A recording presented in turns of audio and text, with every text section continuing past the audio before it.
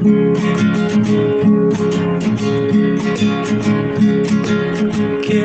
eres tú? ¿Quién eres tú? Quiero saber, Jesús, ¿quién eres tú? Eres un Dios, eres un hombre. Quiero saber, Jesús, ¿quién eres tú? ¿Quién eres tú? ¿Quién eres tú? Quiero saber, Jesús, ¿quién eres tú? Eres un Dios, eres un hombre. Quiero saber, Jesús, ¿quién eres tú?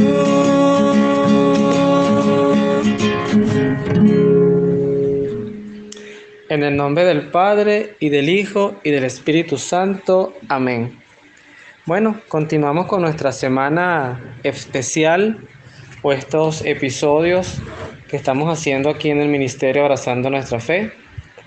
Esta Semana Santa año 2022. Esta serie de 7 capítulos o de 7 episodios, y hoy justamente martes santo vamos a profundizar o vamos a continuar en nuestro recorrido en ese acompañar a Jesús, no solamente en el aspecto importante de la liturgia, sino en algunos aspectos de su vida que nosotros hemos querido hacer, siempre lo recordamos, de la mano con la iglesia y de manera complementaria. Es una mirada al Cristo que se prepara a vivir su pasión, su muerte, para poder así triunfar con la resurrección. Y en ese recorrido, pues hemos paseado por diferentes momentos. El Jesús que entró a Jerusalén, y que el domingo, pues domingo de Ramos, hacíamos la reflexión del Cristo Rey. El Cristo Rey en las buenas, pero también en las malas. Cristo Rey el domingo de Ramos, pero también es Rey en la soledad o Viernes Santo. El día lunes entramos un poquito en la mirada misionera, en la reflexión del Jesús que nos dice cuántas veces quise, yo lo parafraseaba, ¿no? Arroparlos bajo mis alas como la gallina arropa sus polluelos y tú no quisiste. Y era un poquito la mirada del Jesús misionero que a su vez nos invita a nosotros también a ser misioneros de su evangelio, de la buena nueva, dar ese querigma, ese primer anuncio tan importante para las personas, que es descubrir a Jesús en sus vidas. Jesús es uno, es el mismo, pero la manera que Él entra en la vida de cada persona es totalmente distinta. Es una manera que además conoce mejor que nosotros mismos nuestra interioridad, nuestras heridas, nuestras frustraciones, pero también nuestros talentos, nuestras virtudes, nuestros dones. Y hoy vamos a enfocarnos en un momento muy especial, que además el evangelista San Mateo justamente lo va a colocar en esas preliminares, cuando ya Jesús va anunciando su pasión, cuando ya Jesús va anunciando que debe morir en la cruz. Y vamos a ver un momento muy bonito, un momento de comunidad entre los apóstoles, que además yo creo que tuvo que haber estado en la mente de muchos de ellos ya cuando Cristo estaba en su propio momento de pasión y a las postrimerías de su muerte. Recordar esa profecía que Cristo hacía sobre sí mismo. Esto lo recoge el evangelista San Mateo en el capítulo 16, versículos del 13 al 20, pero también está, si no me equivoco, en el evangelio de San Lucas.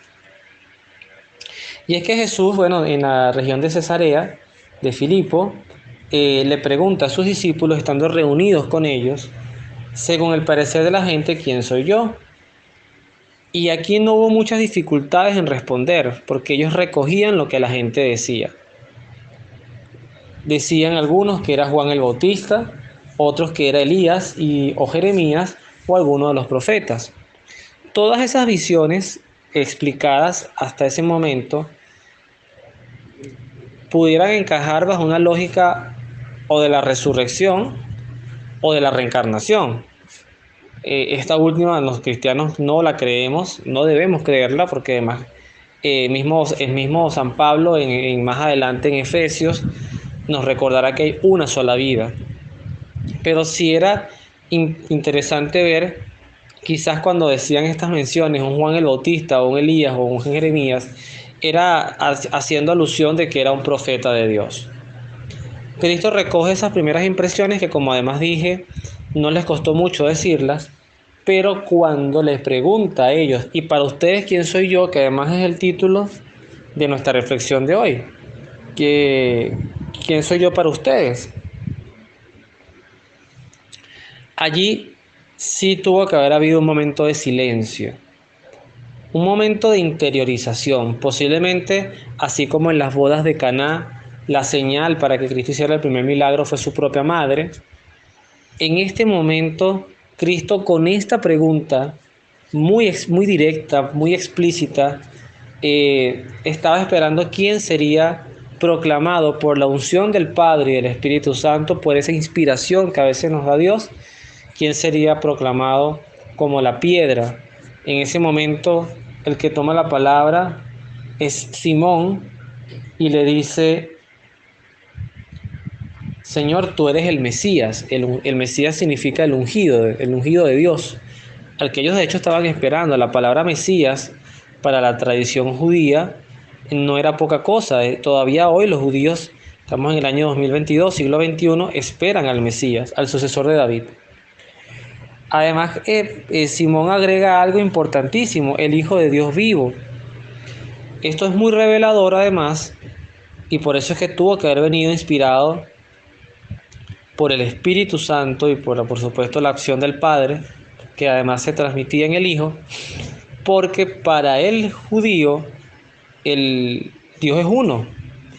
Cuando Simón proclama la paternidad del Padre sobre Jesús, su Hijo, ya ahí está asomando, quizás sin entenderlo, lo que más adelante Tertuliano definiría como la Santísima Trinidad. Jesús toma la palabra y dice: feliz eres, Simón Barjona, porque esto no te ha sido revelado de la carne ni de la sangre, sino de mi Padre que está en los cielos.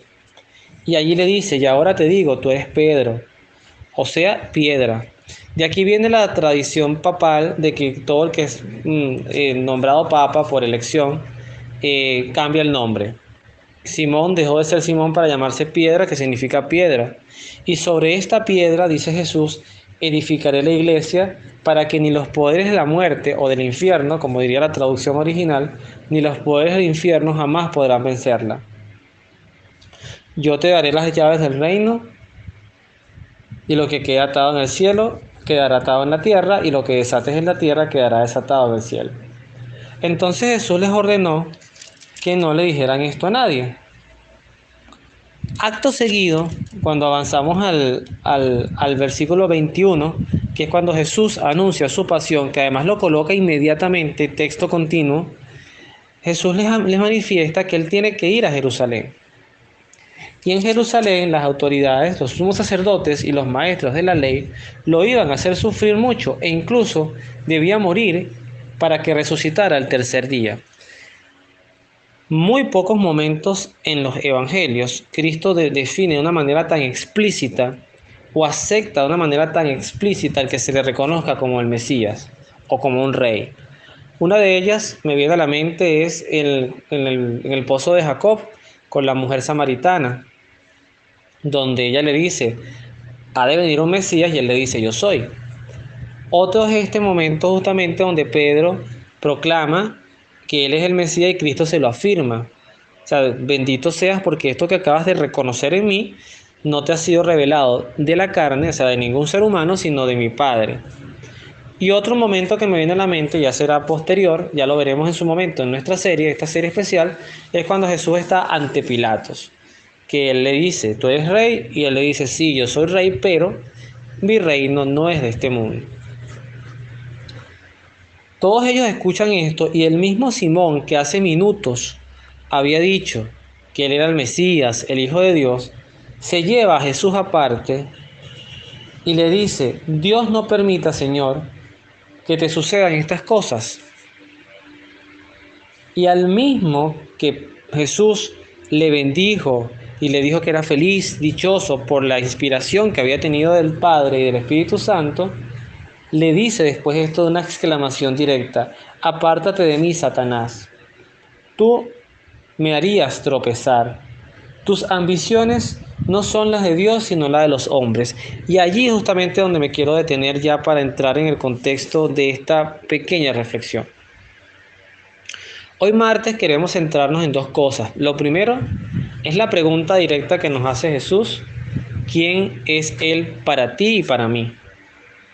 Eso tiene muchas formas de responder. A Jesús lo han colocado en infinidad de espacios murales, conceptos ideológicos.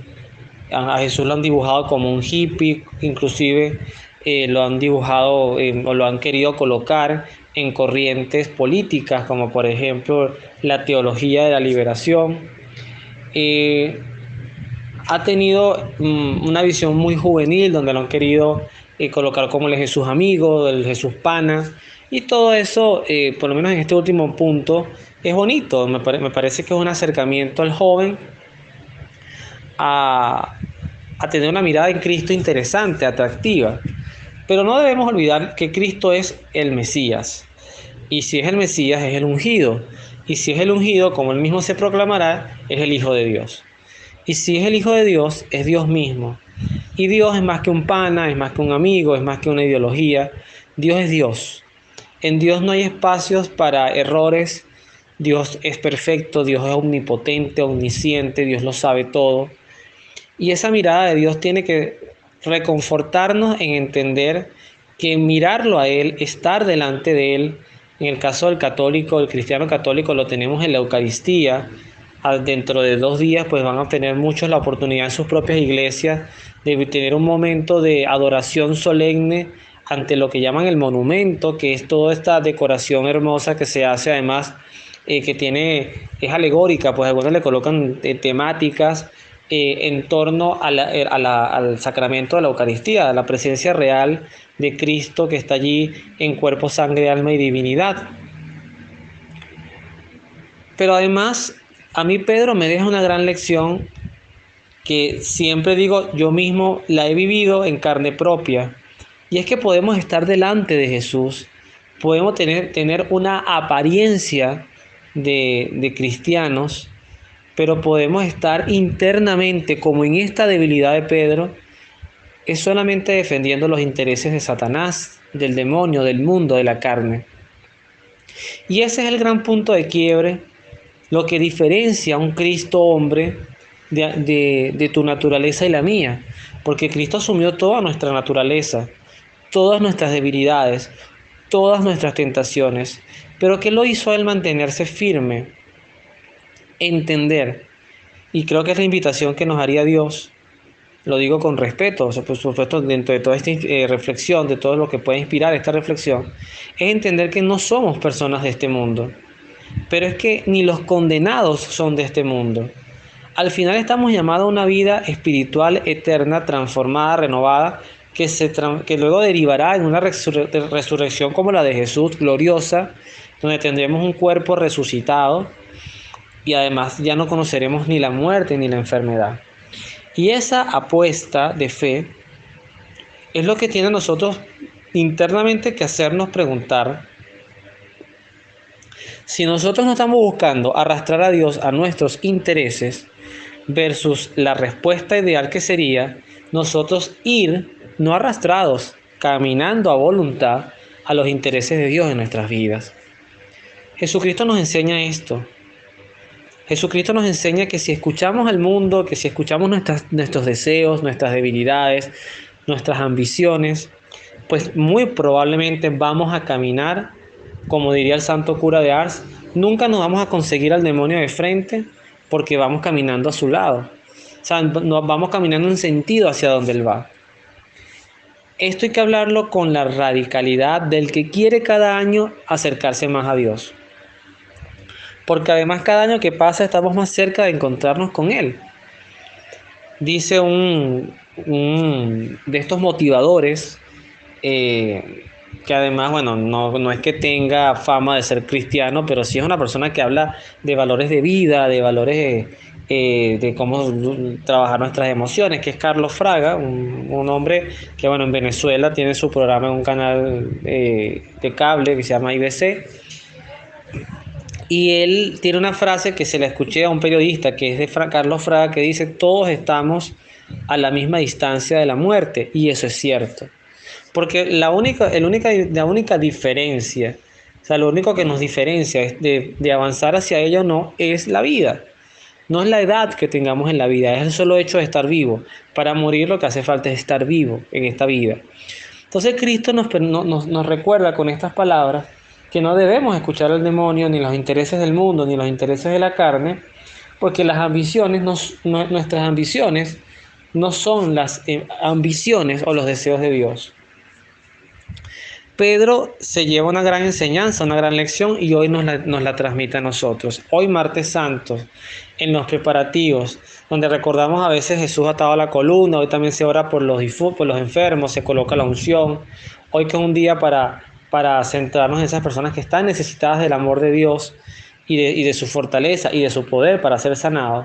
Creo que es importante también nosotros encontrarnos en esa mirada del Dios que nos busca, que nos dice: felices los que me reconozcan como Mesías, felices los que me reconozcan como Dios, pero que nos apartemos de las ambiciones del mundo, de los oídos de las tentaciones, y que seamos honestos con nosotros mismos para preguntarnos hacia dónde estamos caminando, hacia Dios o hacia los intereses del mundo. Bueno, vamos a terminar con una canción muy bonita que se llama Jesús, estoy aquí. Y con ello pues cerramos este episodio número 3 de la ruta de la Semana Santa, este especial de Semana Santa.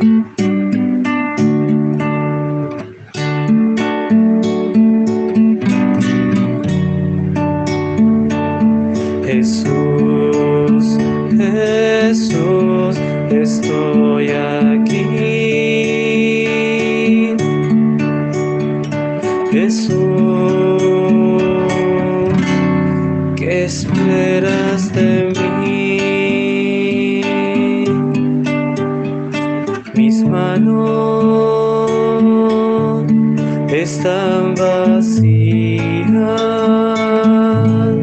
¿qué puedo ofrecerte? Jesús, Jesús, estoy aquí. Jesús, ¿qué quieres de mí? Mis ojos temen al mirarte, quisiera poder enfrentarte y amar como tú amas, sentir como tú sientes, mirar a través de tus ojos, Jesús.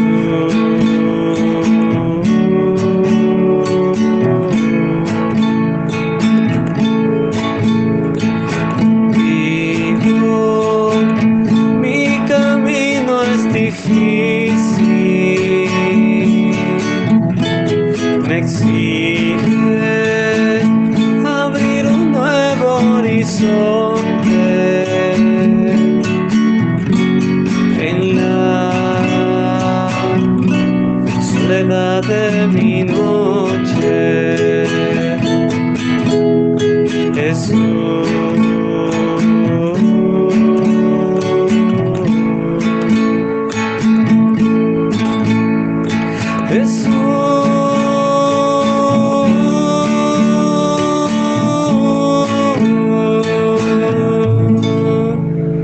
que Dios los bendiga. Nos vemos en la oración.